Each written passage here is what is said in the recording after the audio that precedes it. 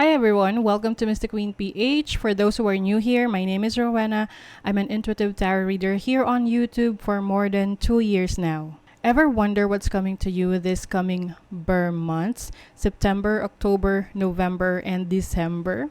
Well, I've got you covered. We will see what's coming to you in the next 4 months before 2023 ends. Since this is a general reading, it may not resonate with you completely, but if you're looking for a private reading personalized to your unique situation, I highly recommend my sponsor, Keen. Keen connects you with gifted psychics, tarot readers, and astrologers.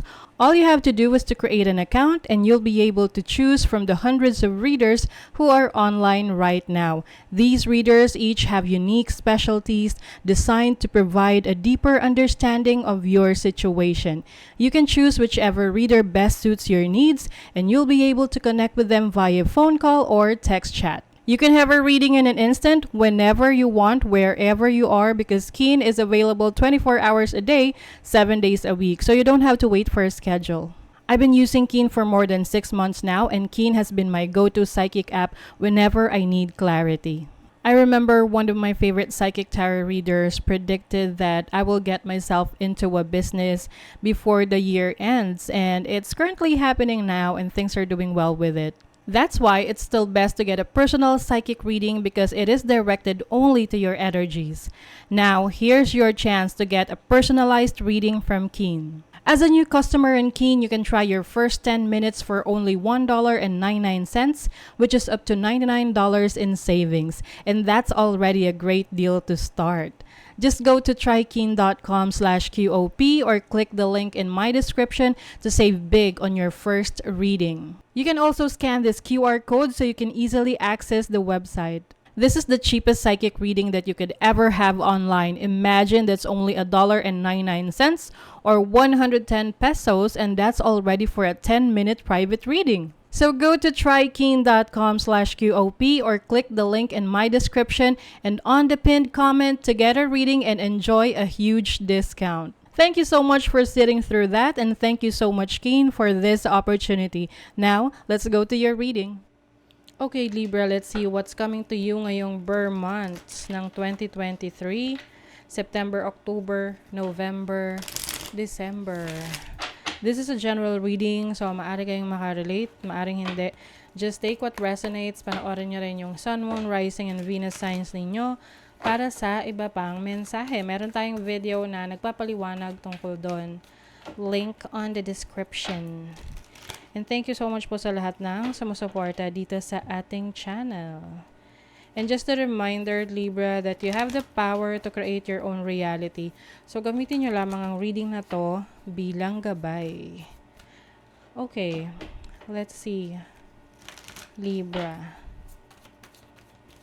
September, Praying Mantis. October, Sea Urchin.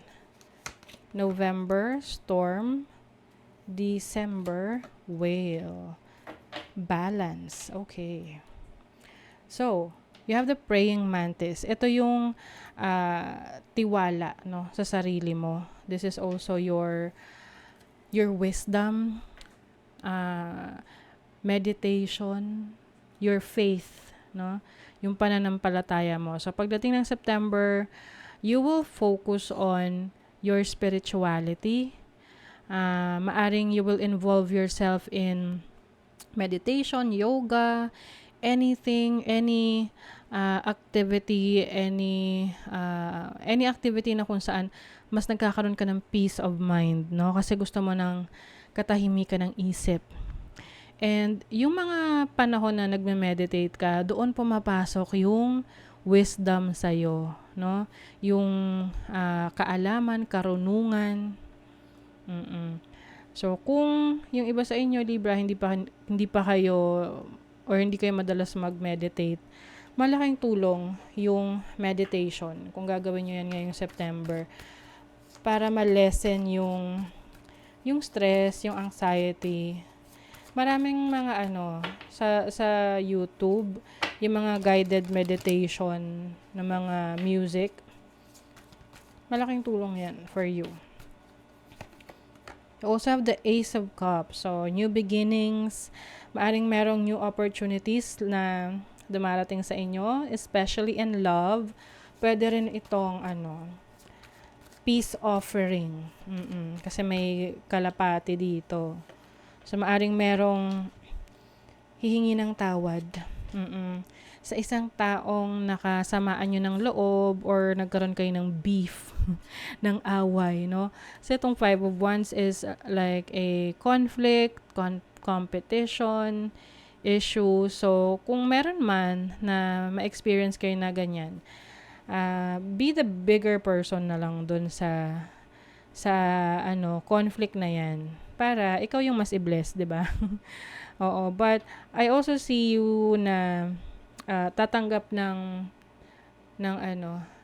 kapatawaran galing sa isang tao na nasaktan mo, or it's the other way around, meron kang patatawarin na taong nakasakit sa'yo.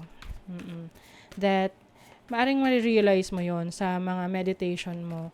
Kasi mas maaring magiging spiritually inclined ka ngayong September. Especially, yan yung yan yung birth month nyo, no?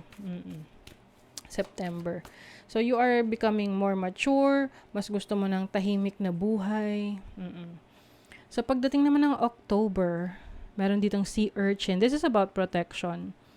So, maaring mas poprotektahan mo yung sarili mo against the negative energies kasi nga alam mo na yung pakiramdam ng tahimik yung buhay. Oo. So, maaring meron kang mga gagawin, like pwede mga spell work, or you will use protection amulets, or kung anong mga bagay na pwedeng makapag-protect sa'yo base sa kung saan ka nagre-resonate. Okay? And this is also releasing negativities.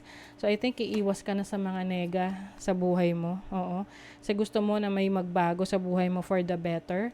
You are moving forward. You are moving on. You are releasing the past. And you are healing. So, part of your healing process is removing those negative energies around you. This can be people. This can be situation. Oo. At dahil doon, pag natanggal mo na yung kanegahan na yan, doon na unti-unti makikita mo na may pagbabago for the better sa buhay mo with the Wheel of Fortune. So, pagdating ng November, may storm.